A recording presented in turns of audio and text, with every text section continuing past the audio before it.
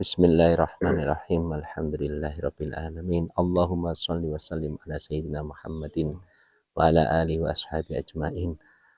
Na'udzu bikalimatillahi tamma min syarri ma khalaq. Na'udzu bikalimatillahi tamma min syarri ma khalaq.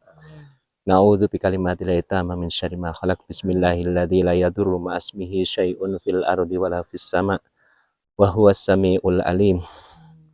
Bismillahilladzi la yadurru ma ismihi syai'un fil ardi wala fis sama' wa huwas samiul alim. Allahumma yassir lana wa la tu'assir. Allahumma yassir lana wa la tu'assir. Bismillah tawakkalna 'ala Allah la haula wala quwata illa billah. Rabbana atina fid dunya hasanah wa fil akhirati hasanah wa qina adzabannar. Subhana rabbika rabbil izzati amma yasifun wa salamun 'alal mursalin walhamdulillahi rabbil alamin. Amin.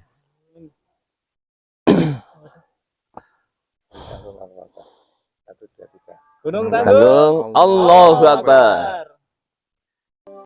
Kok bisa?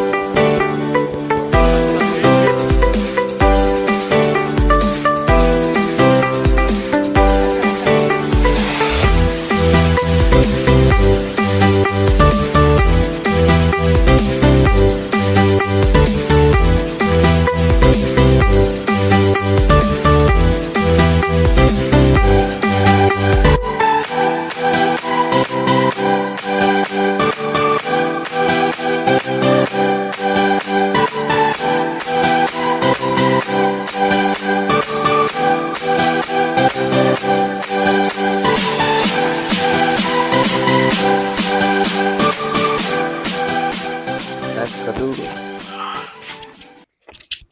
Saya. Nah, saya gimana itu? Kelihatan ya? Oh. Oke, assalamualaikum warahmatullahi wabarakatuh. Waalaikumsalam warahmatullahi wabarakatuh. Alhamdulillah wa syukurillah, sahabat-sahabat Ekspedisi Iman dimanapun sahabat-sahabat berada. Ketemu lagi di channel Ekspedisi Iman. Pada kali ini kita sedang berada di Gunung Tanggung, begitu ya. Nah, pada kesempatan kali ini masih dalam nuansa Syawal, kita akan mencoba membahas atau mendiskusikan terkait satu topik, yaitu terkait Idul Fitri. Nah, mumpung suasana masih Syawal. Tapi sebelum itu, mari kita sapa dulu teman-teman Ekspedisi Iman yang ada di sini. Oke, mulai di sebelah saya ada Pak Isom, seperti biasa. Kemudian ada Ustadz kita, Ustadz Mizan. Nah, kemudian ada Pak Sabek di ujung sana. Nah, oke, sahabat-sahabat Ekspedisi Iman dimanapun Anda berada, langsung aja ya kita tanyakan atau kita diskusikan dengan Ustadz Mizan begitu terkait dengan hal-hal terkait dengan Idul Fitri begitu. Ustadz, sebenarnya Idul Fitri itu apa, Ustadz? Ya. Assalamualaikum warahmatullahi wabarakatuh. Waalaikumsalam. Sahabat Ekspedisi Iman, kalau kita bertolak dari hadis Rasulullah yang mengatakan sumu li ru'yatihi wa aftiru li ru'yatihi, berpuasalah karena melihat ru'yah, melihat bulan, kemudian berbukalah karena juga melihat awal bulan. Hadis ini menunjukkan tentang awal Ramadan dan akhir Ramadan. Nah, sehingga ketika dikatakan berbukalah karena melihat bulan, itu menunjukkan kalau kita itu sudah mengakhiri bulan Ramadan dan kita memasuki hari Idul Fitri. Nah, Idul Fitri, Aidu itu adalah kembali. Kemudian al-fitri itu berasal dari kata iftar. Nah, kalau kita ke hadis tadi wa aftiru, aftara. Nah, iftar itu adalah makan atau berbuka. Itu menandakan adanya perbedaan kalau di bulan Ramadan itu kita ketika sholat subuh, ketika kita keluar rumah, itu kita sudah tidak makan. Makannya adalah pada waktu sahur sebelum azan subuh. Nah, karena kita berpuasa sampai azan maghrib. Nah, sedangkan ketika kita mengakhiri Ramadan dan masuk hari raya Idul Fitri, kita kembali berbuka. Maka untuk membedakan dengan hari-hari Ramadan, maka kita berangkat sholat Idul Fitri di lapangan ataupun di masjid, maka kita disunahkan makan dulu. Nah, kita disunahkan makan dulu. Otomatis kan itu sudah pagi. Itu menunjukkan kalau kita sudah tidak berpuasa. Makanya secara makna bahasa itu Idul Fitri adalah hari raya kembali untuk makan, membedakan yang hari-hari sebelumnya di bulan Ramadan kita pagi-pagi sudah tidak makan karena kita sudah berpuasa. Nah, pun begitu pula untuk menandakan kalau Idul Fitri itu kita bergembira. Makanya ada syariat zakat fitrah, kewajiban zakat fitrah setiap yang hidup, setiap yang lahir, setiap yang masih hidup itu di zakat fitrah itu memberi makanan pokok kepada orang-orang fakir miskin agar di hari raya Lebaran, hari raya Idul Fitri itu bisa bersukaria, bisa ada yang dimakan, ikut bersukaria.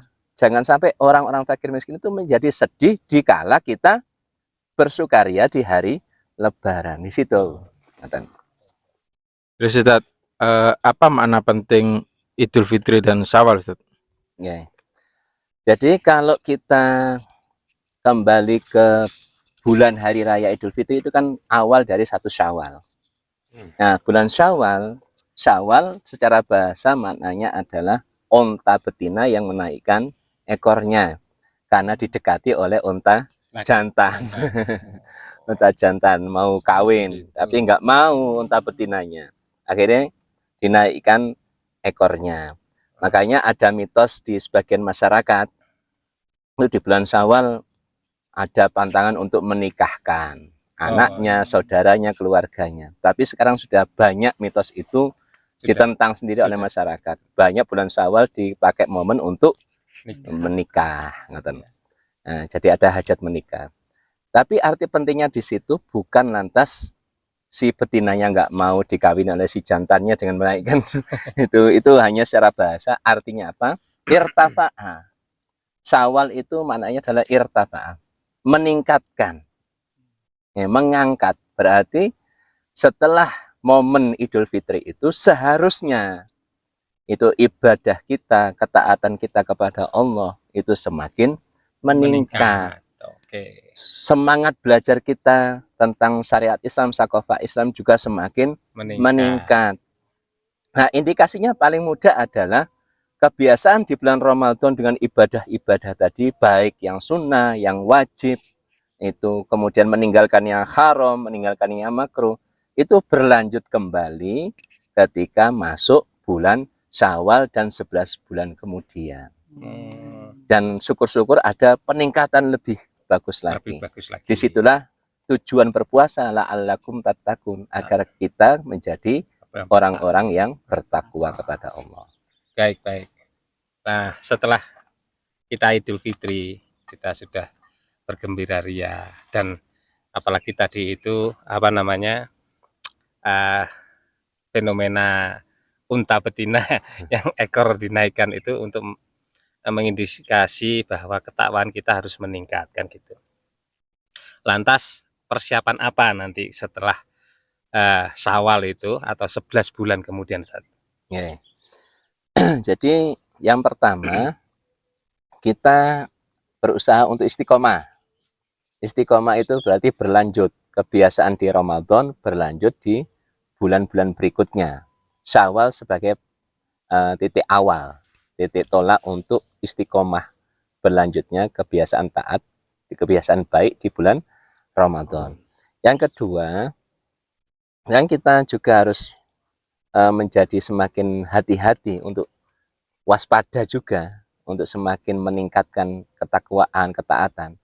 Nah, yang berikutnya adalah kita menyadari bahwa setelah Syawal itu ada bulan Dzulqa'dah, Dzulhijjah, Muharram. Itu adalah 3 bulan haram. Nah, yang keempat kan Rajab. Rajab itu terpisah sendiri dari 3 yang pertama. Nah, di bulan haram atau bulan mulia itu kebaikan dilipat gandakan pahalanya, keburukan dilipat gandakan dosanya. Nah, artinya dengan menyadari hal itu, maka kita menjadi waspada. Karena setelah momen Syawal, itu langsung ke bulan haram, bulan mulia. Artinya 3 bulan mulia itu, 4 bulan mulia ya, termasuk Rajab, itu mengkondisikan diri kita agar senantiasa tidak sembrono, tidak memandang sepele, sekecil apapun keburukan, sekecil apapun pelanggaran, dan sekecil apapun kesalahan, kemaksiatan. Dan tidak menganggap sepele juga sekecil apapun kebaikan, ketaatan, dan ketakwaan kita. Nah, dan yang terakhir tentunya diiringi dengan memperbanyak tolabul ilmi, menuntut ilmu.